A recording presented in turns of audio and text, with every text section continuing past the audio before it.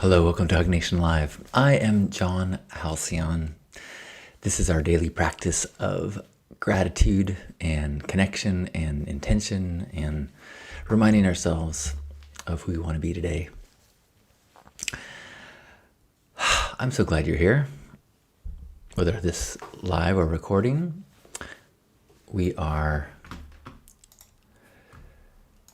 it is Sunday morning of Burn Week, which means that last night the man burned, and tonight the temple burns. Last night there was a big fire, looked like a cosmic funeral pyre. The only thing that burned away were memories and prayers for the planet, for the waters and the seas. But when we burn together, we connect with our hearts. We celebrate inspiration, painting and the arts. When we let it all go in the ashes and the smoke, it finds that we will come together and easier to cope. It was burn night. Tomorrow is the temple. It is burn night. Temple. That's a tough rhyme. Okay. I'm going to put the white flag up on that one. I lost it. I also got too high.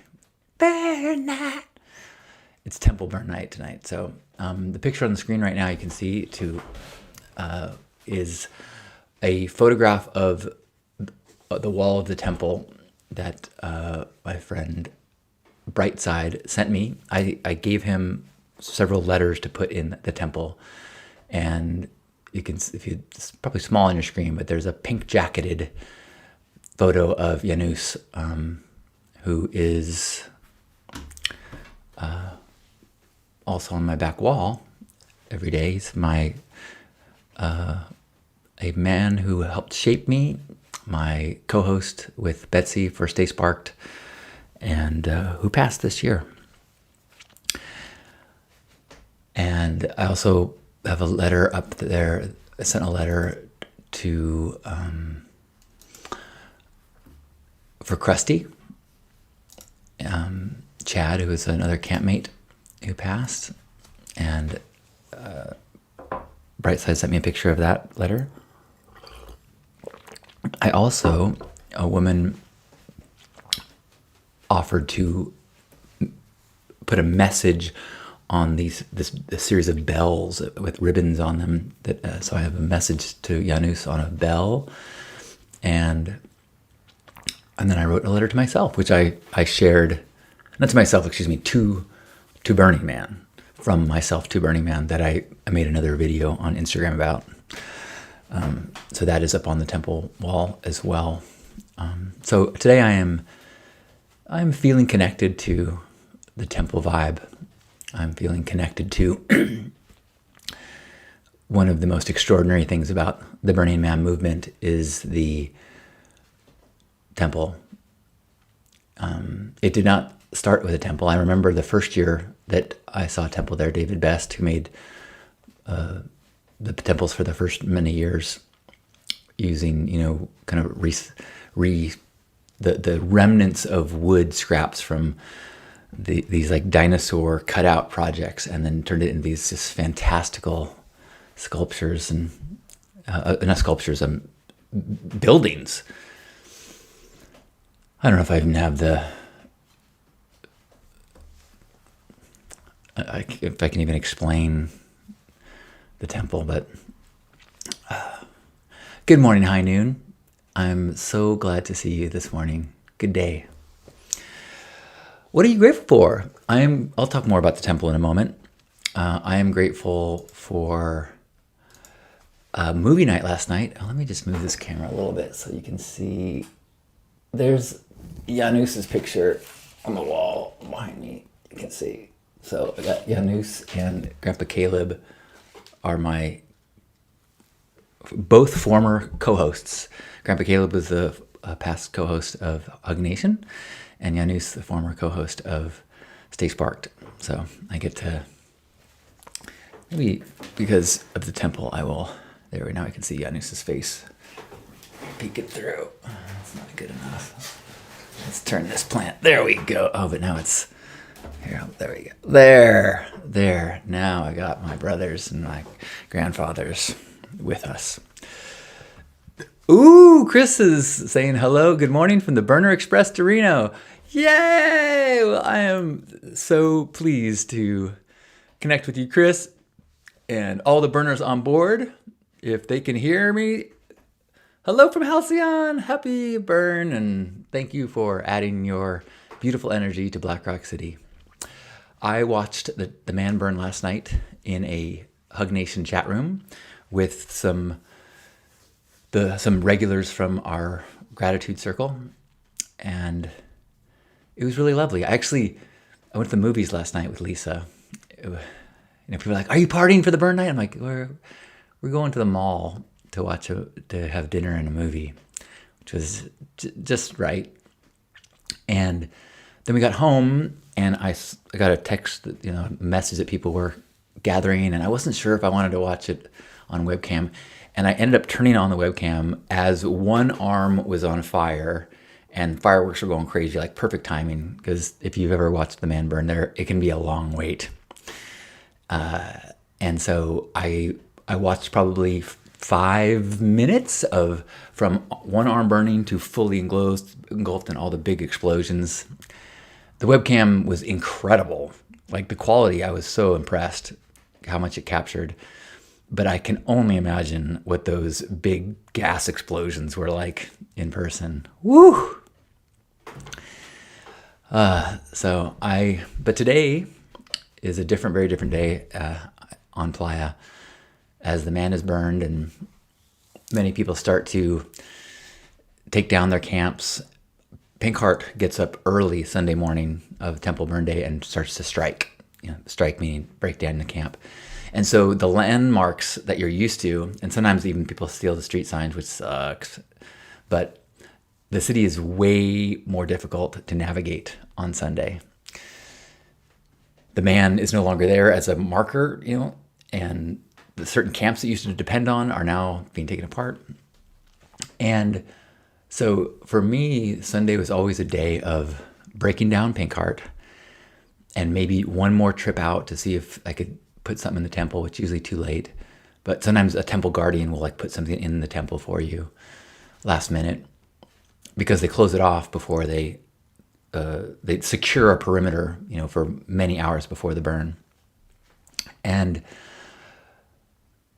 I think it's so, I should have mentioned this to more people, visit the temple on burn day. Visit during the week often if you can, because it's the most extraordinary thing at Burning Man, I think, other than the Pink Ride.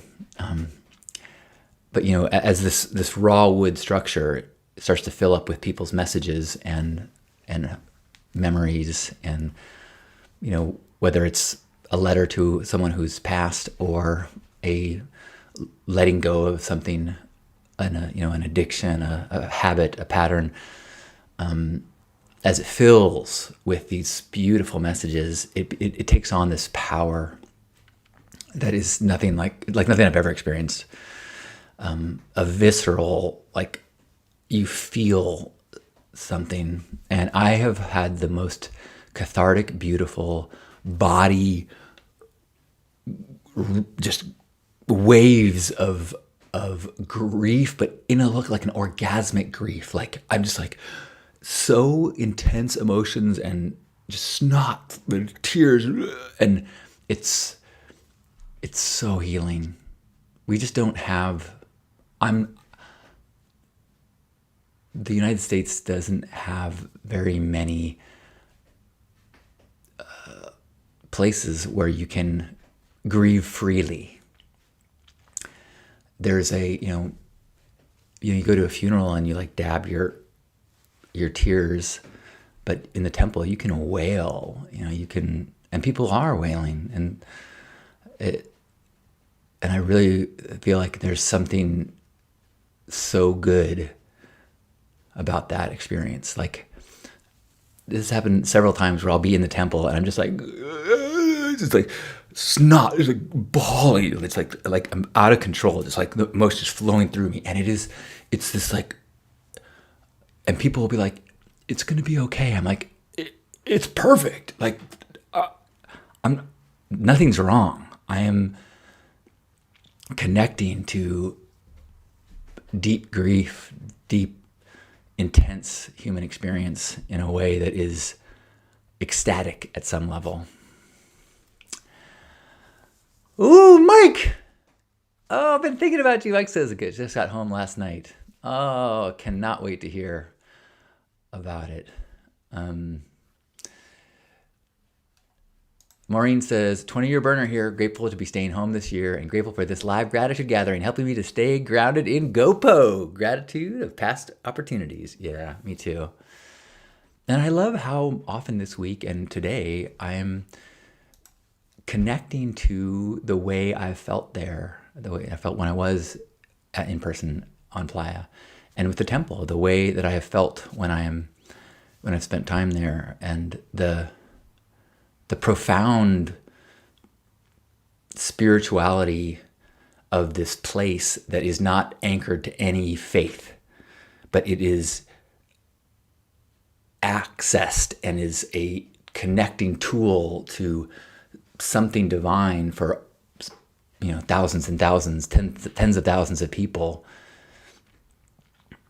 in a radical inclusion kind of way. And it's so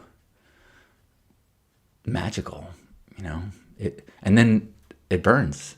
And I know people like Mike and Chris they're not going to stay for temple burn, which is not necessary, I don't think.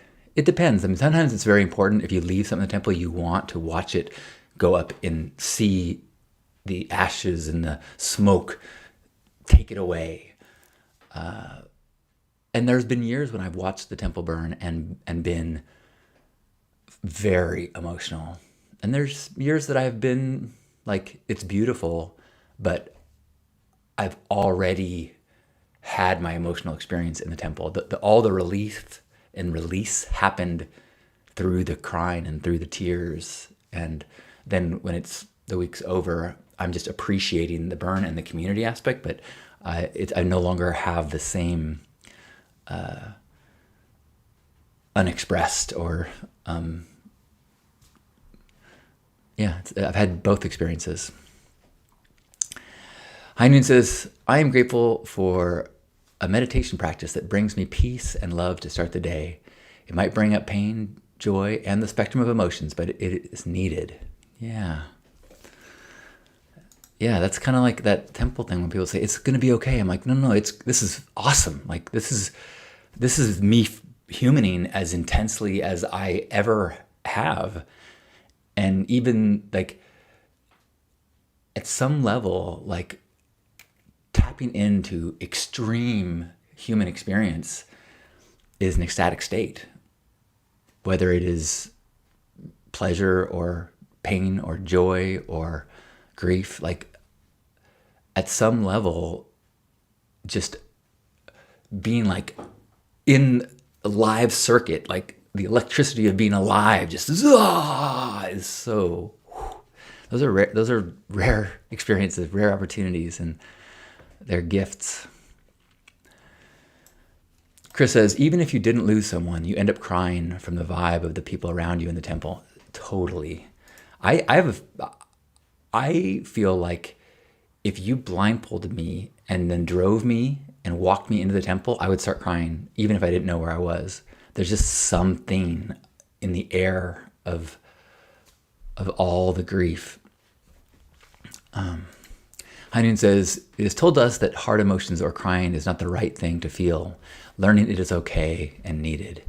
Yeah, I mean, one of the huge problems of our culture is the discouragement of feeling our feels and especially our grief. And so you've got these millions, billions of people with unprocessed grief that comes out as anger, comes out as violence, comes out in really unhealthy ways in their relationships, and not good. Mike says, thanks to the weather and rain, I got a chance to be in the temple totally alone this year. So special. Oh, wow. That sounds awesome. Oh, man. I was thinking about you building, Mike. Oh, I'm glad that you're on the other side.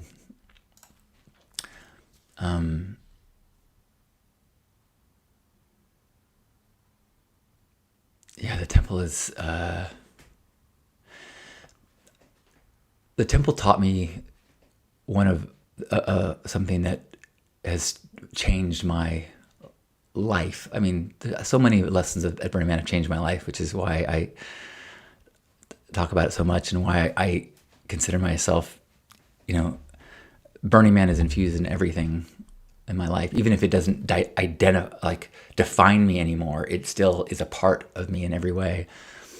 But I remember when I first saw the temple and I would walk through it, I was just overwhelmed with sadness, like message after message of loss and grief. And I just and then something like shifted in my head and I saw every grieving word as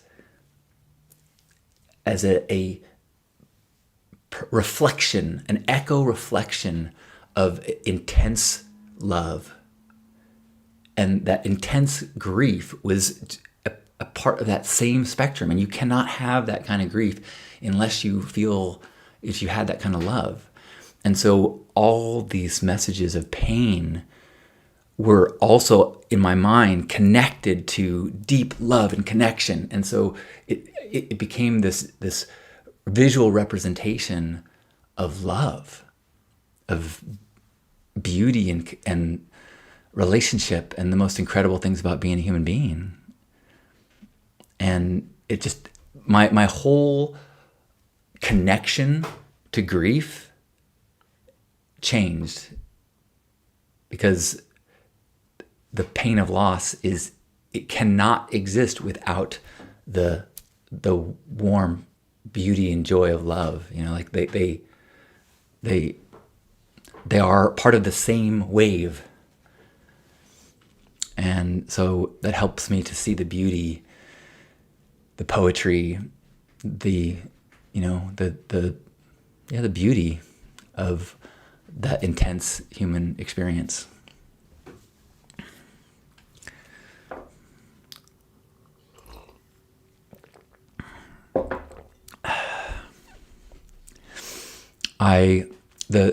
The local tribes have made it they've told people they do not want human remains brought to the temple, that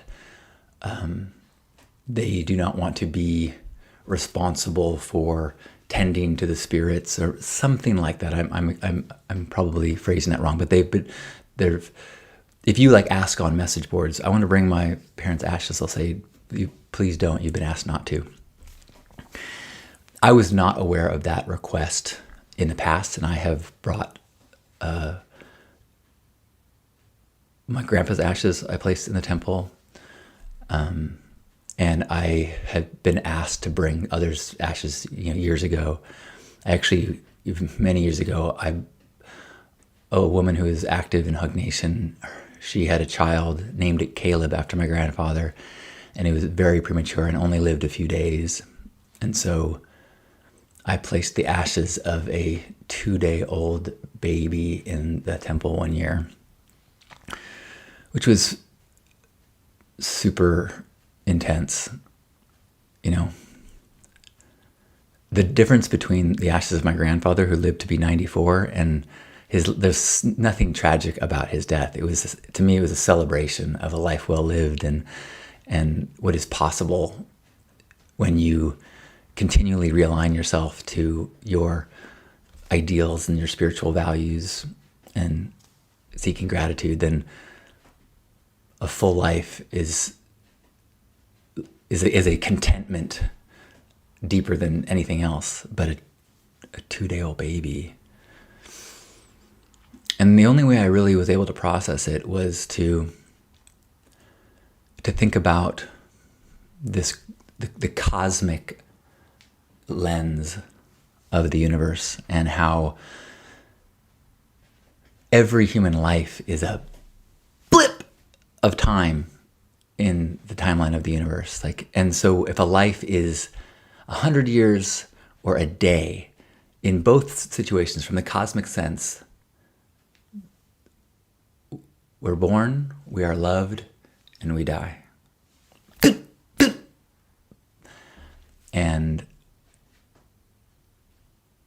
everything else is in the realm of the human story and narrative. And so I tried to access that celebration of birth, being loved, and death. But man, the temple is real, and it really is a place for deep processing. Heinen says, gratitude for your insights, John. Thank you. I have spent a lot of time thinking about Burning Man over the years. I actually was looking on YouTube, and I have a number of old little like talks. I used to give a talk at the temple about death.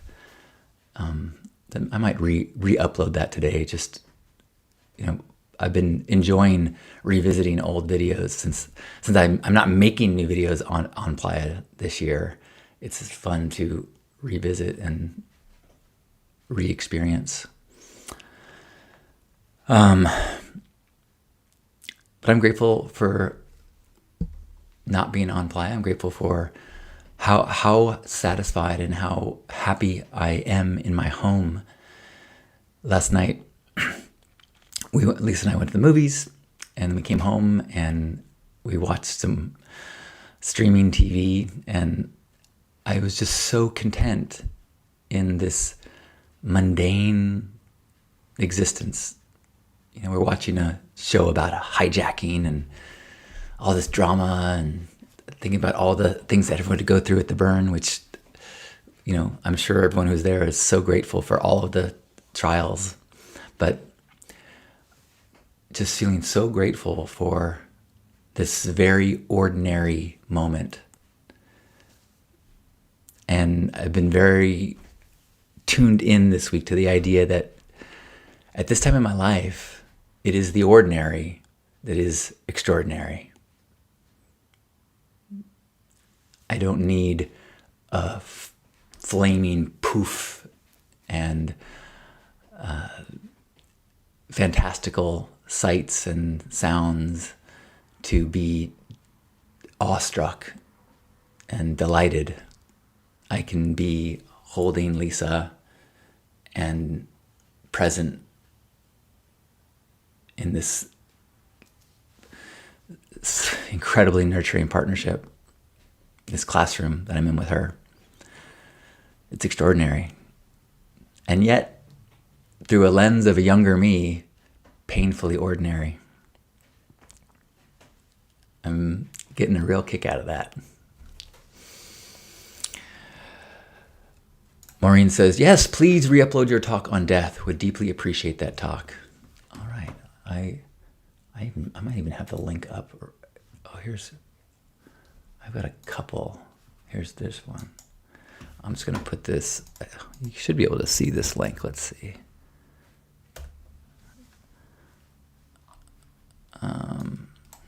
That posted. Oh, if you're on YouTube, you should be able to see that link. I don't think it posts in Facebook. Actually, I don't know. That is one talk that I was thinking of re-watching. And I think this is another one that I gave. It's so fun to see like young versions of myself. I'm like, that guy's fucking cool. Does anybody else want to share anything that they're grateful for? If anyone's still listening, Michael shared about Burning Man that he was grateful for an opportunity to be alone in the temple. Sherry says, here to say hi. Wish I could watch. My son and I are headed to get tattoos while he's home from college for the weekend. Oh, love you. Enjoy. If if you're gonna get my face tattooed, I would say this side is probably the best one for a tattoo. As Lisa and I walked through the mall yesterday, it was pretty, and we both were like, I feel like we're in like Blade Runner or something. So many shops and things I didn't recognize, and there was a whole store filled with like crane machines, like amusement park crane machines. Like a whole, that's all it was. Like a video arcade, except maybe 50 different, crane that stuffed animal games type things with different stuff in them that people, I was like, what? There was also a tattoo and piercing parlor in the mall. And we were kind of joking, like, go to the mall to get a tattoo? To be fair, I did get my first ear piercing in the mall, as did Lisa. So I'm not being judgmental. Oh, good. Thank you, Maureen. And good. Maria, good morning. Maria says, grateful that this week was my town's festival and I volunteered to serve drinks and I loved it. I loved being in service even though I don't drink. I had fun. Mainly people drink alcohol there. I just saw a quote. Let's see if it's still up on my screen. No, but it was by Nietzsche. It said, I was in hell, and in 3 steps I was in heaven. A good thought, a good word, and then a good deed. I love that idea. Like, the path from our own suffering to joy is changing our thoughts, changing our direction. Is that what I said? And then being of service. So thank you for sharing, Maria. I love you. I'm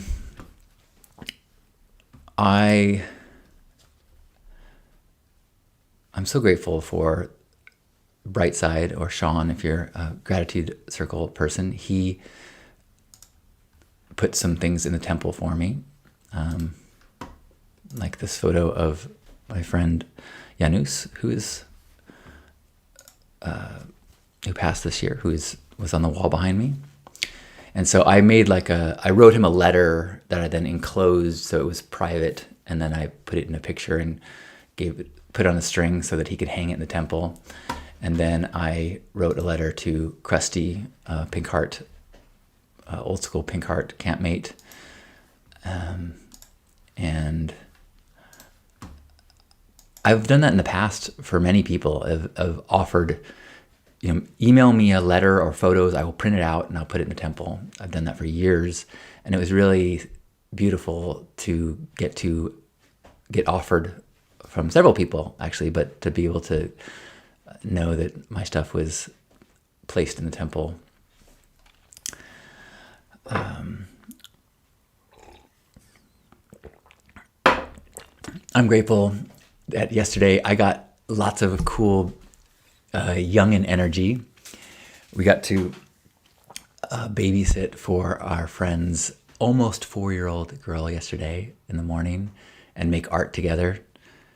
So cute and so much personality. And then I had lunch with my friend Leif, and he brought his daughter who's 11 months old, and it's just so cute.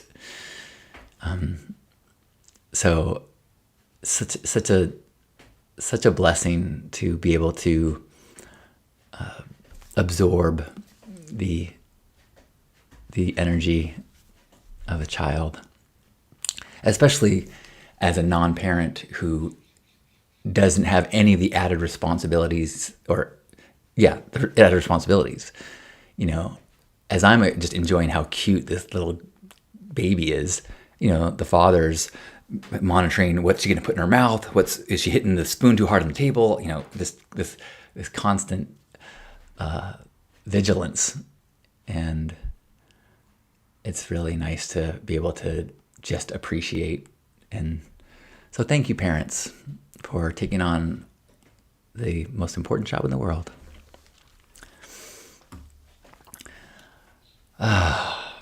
Anyone else want to share any last gratitudes before we head out into our worlds?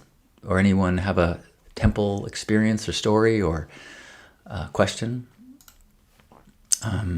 There's Janus up on the wall and Grandpa Caleb.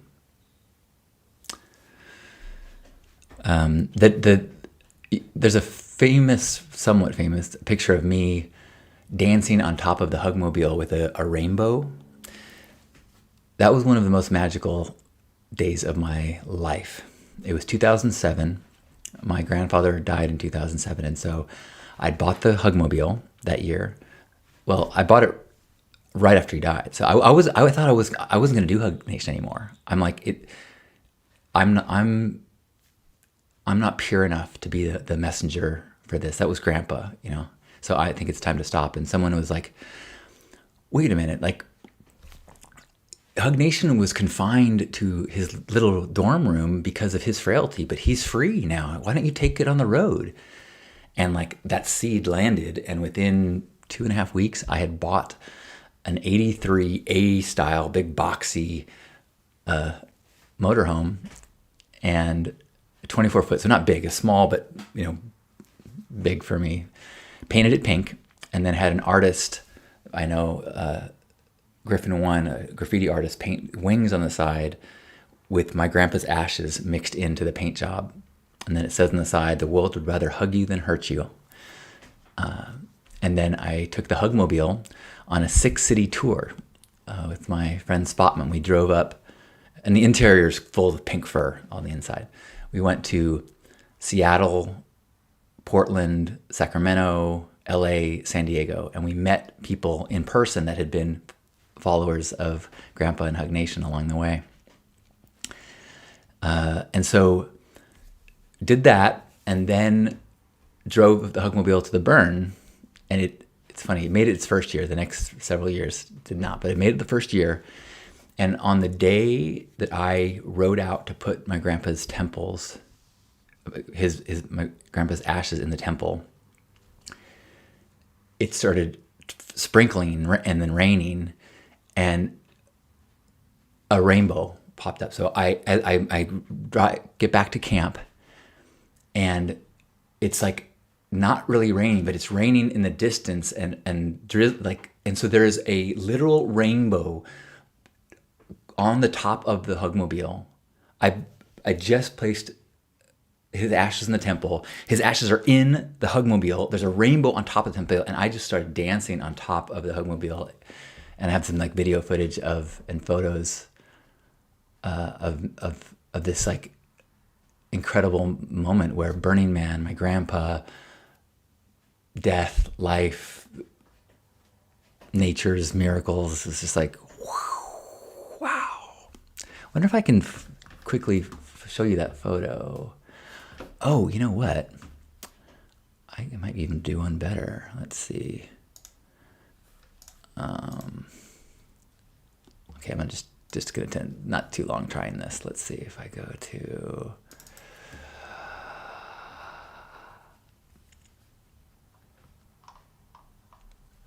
Okay, I'm not gonna, but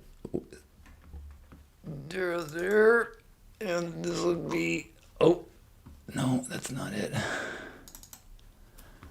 Okay. Yeah, I'm gonna find it. Yes. Okay. This is it.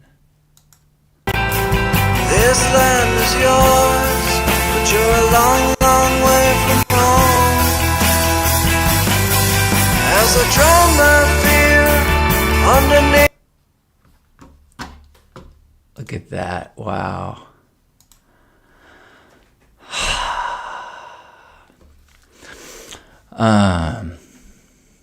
Maria says, grateful. I went to Urban Playa yesterday. So cool. It was beautiful. I popped into the Hug Nation chat room and Zoom room last night, and Jamie was there at Urban Playa, and then there were other people that were just kind of all connecting, and the burner vibe was great. Maria says, I love the mix between the burn and being in the default world that only happens on Urban Playa. It's so beautiful that you guys do that. Hainu says, I want to keep working on letting go on past mistakes and let those not define me. Yes, yes, yes. If you got a minute or two, I'll tell you a couple stories, and I'll answer your question, Maria, about my burn week. But about letting past mistakes define you.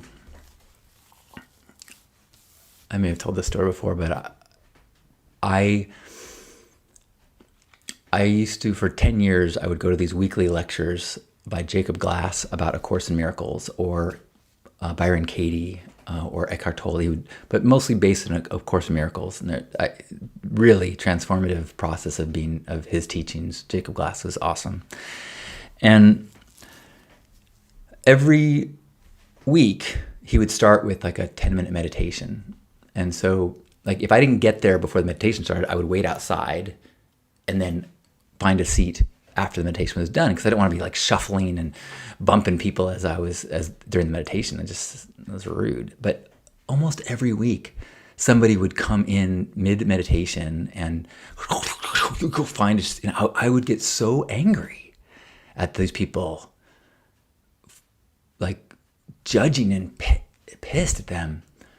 And after months of this weekly anger experience during the meditation, and anger at this person, or I mean, whoever it was that week, during the meditation, I had this recollection and memory of when I was in college. I was probably 22, 21, and I was on a college trip in Tokyo. And I was staying in a monastery as part of the program I was in. It was in it was like a meditation, retreat center, dojo. But people would go there from all around the world to practice meditation, and you can live there. And we got to live there as long as we agreed to meditate twice a day. And we came back, my friend and I, that were both in this place. We came back from an adventure in the city, and we're laughing, and as we went up to our rooms in the stairway. And the next day, one of the monks came up to me, and he's like, "We are so grateful that you are here staying with us. But just a gentle reminder that when you are going through the stairwells during any scheduled meditation, please be mindful of your voice." And I was so ashamed. I felt so ashamed. And as I was remembering this experience, I realized I'd never forgiven myself for being the one who disrupted the meditation and being so ignorant and stupid. And I went through this process of going like, you know what? I was 21. I didn't know any better. He wasn't even angry at me. He was gently informing me. And once I knew better, I did better. I never did it again. And in that process of like, I didn't know any better at the time. I did the best I could at the time, which was problematic. But then I learned, and I have to forgive myself for what I did then. And in that process,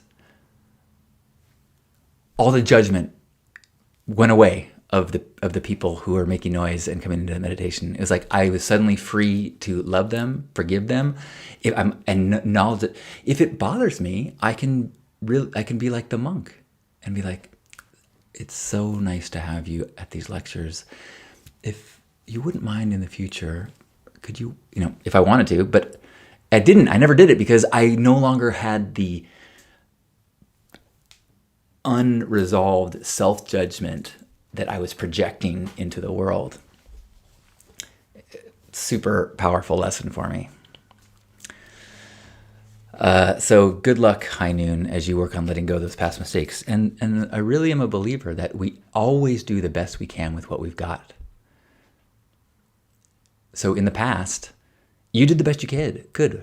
And what you got includes all the traumas and the insecurities and the fears. And with all of that, you did the best you could, even if it was something that the now version of you is embarrassed about or ashamed of.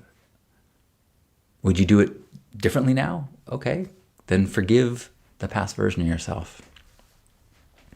I think it was Maya Angelou that said, no, Tony, when you know better, you do better, something like that. Okay, and then lastly, Maria says, how was your burn week, even though you're not on playa?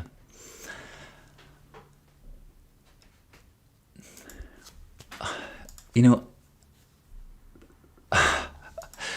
it's been a very interesting week and very different for me. I am so glad that I was not there for the beginning of the week and the tough weather. I would not have been up for it. I've become more fragile as I've gotten older, and as I learned during the mudpocalypse, whatever, 3 years ago, without my soothing drugs that I used to do, it's hard for me to turn lemons into lemonade as easy as it used to be. And so I'm really glad that I was not stuck with the challenges of people in the week.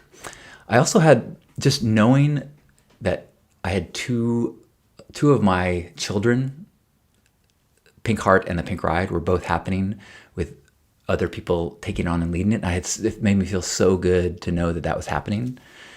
And then knowing that they were having to deal with the weather, it was like I was so happy and proud that my children were out in the world and they didn't need me anymore. And then with the weather, I felt like my kids gotten beat up by a bully. And I was like, oh no, I want to protect them from this hardship. And I got to see some updates and hear some thoughts that were going through people. And I was like, oh, so that was hard to see them go through that. And I had to remind myself that sometimes the hardest trials are the most valuable.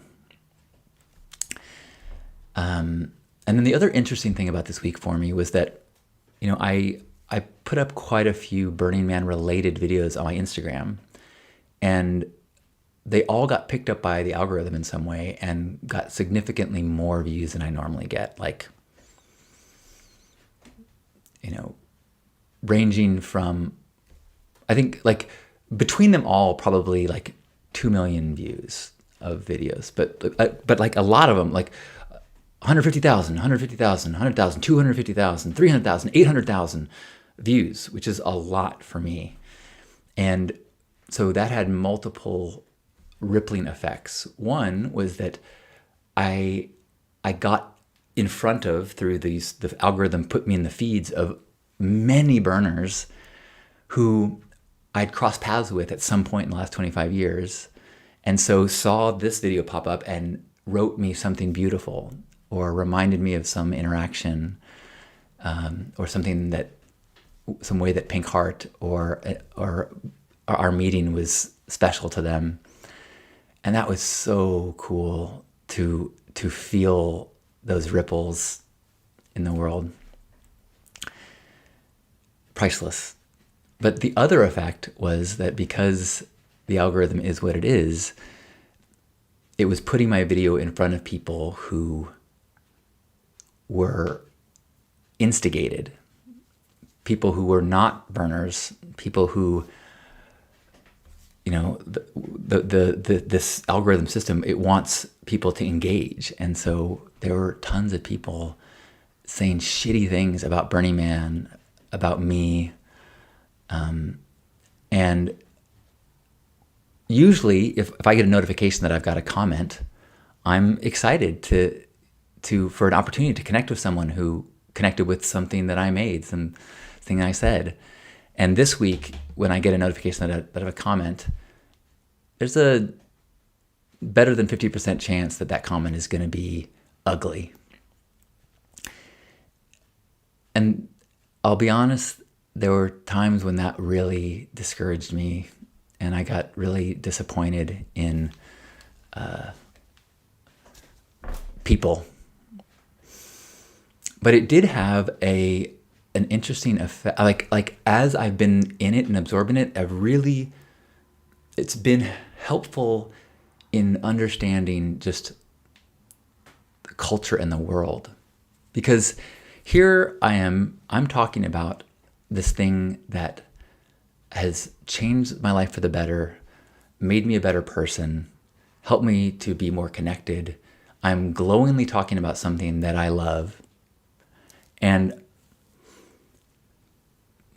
hundreds, thousands of people, not hundreds of thousands, but maybe thousands of people throughout over all the videos, see me talking about Burning Man, and without really digesting what I'm saying, they lash out about it's against Jesus. It's now a place for tech bros. It's ruining the environment. Like whatever they have been, whatever anti stance that they have absorbed through other media. Because I mean, very rarely does somebody who's being negative have been there. There have been a couple where someone says, "I went and this is why it sucks," and I'm like, okay, valid. But most 99% are people who are finding some sort of camaraderie in othering these weirdo burners and finding a sense of belonging, I think, in what they hate, and a smugness in belittling this thing that they don't really understand.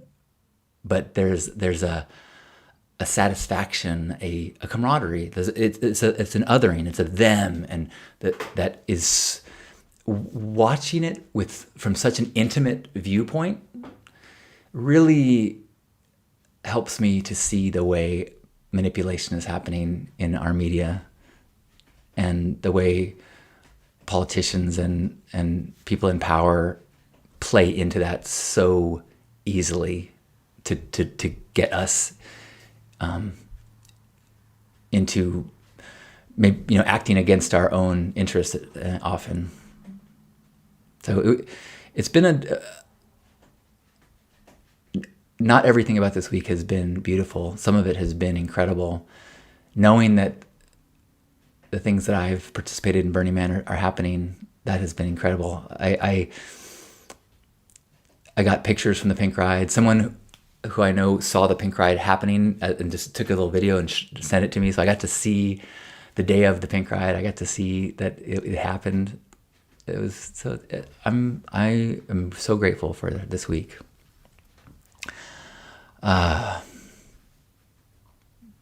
Good morning, Hope. Hope says Burning Man made it onto mainstream media in a not so great way, and the people don't understand it. Yeah, I mean, this is any counterculture movement that has the potential for really making people think differently. There is a vested interest by the establishment to turn it into a joke. The hippies, the drug movement, acid movement, these are all, Black Panthers, these movements that open people's minds enough to go, wait a minute. That is a threat to the status quo, and so there is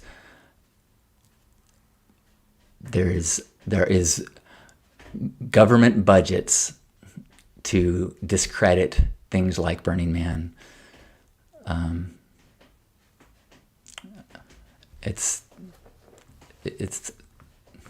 really unfortunate.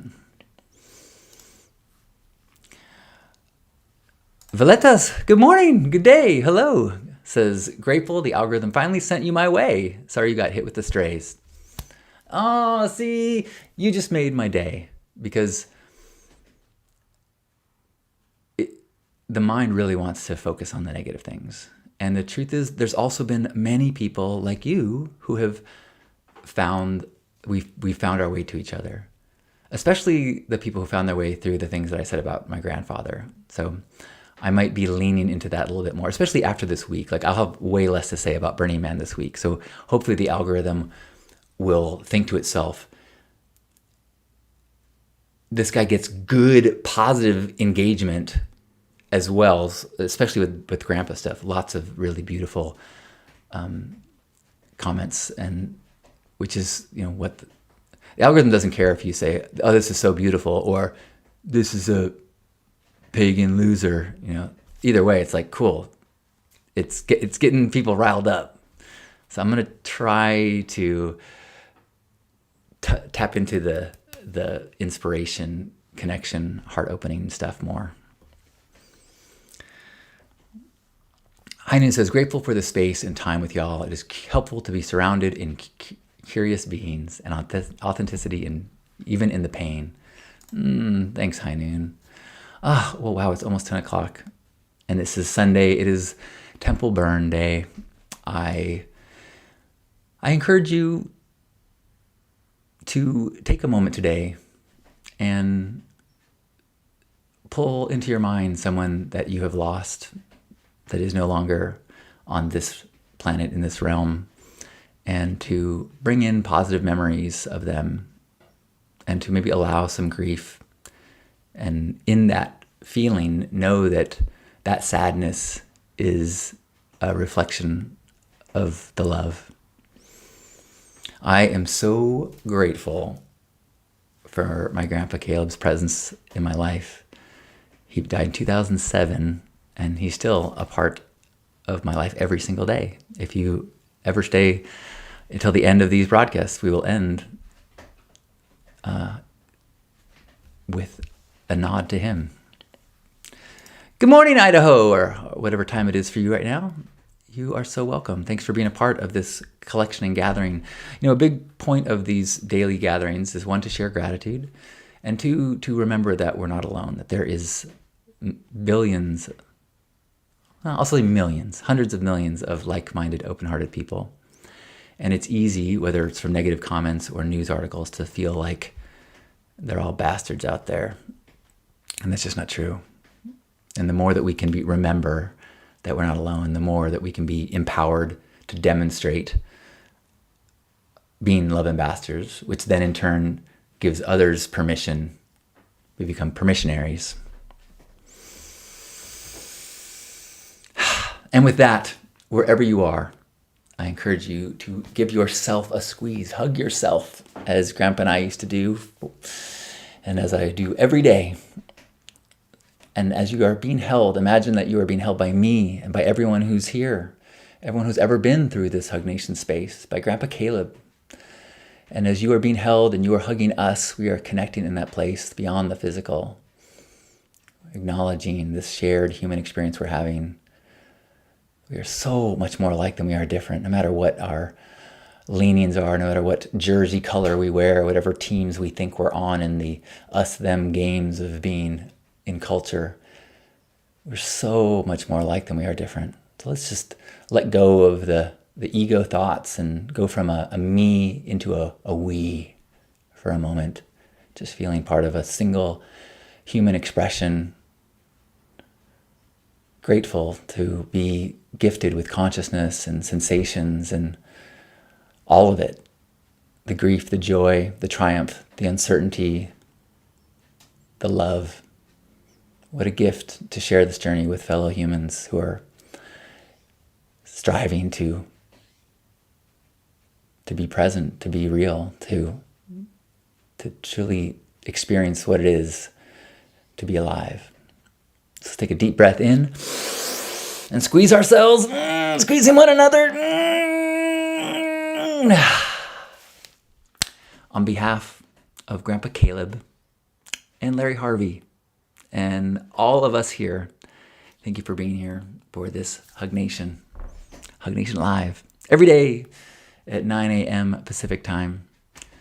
If this is your jam and you want to join us for a Zoom hug and gratitude, we do it every day at noon and 6 p.m., although I am generally only in the noon one. You can hit me up and I'll send you that link. Both are free. And you can go to lifestudent.com to get links to my YouTube, my Instagram, my t-shirt store, my books, my upcoming men's group on September 7th that still has 2 spots. Thank you. I love you. Happy Temple Burn Day.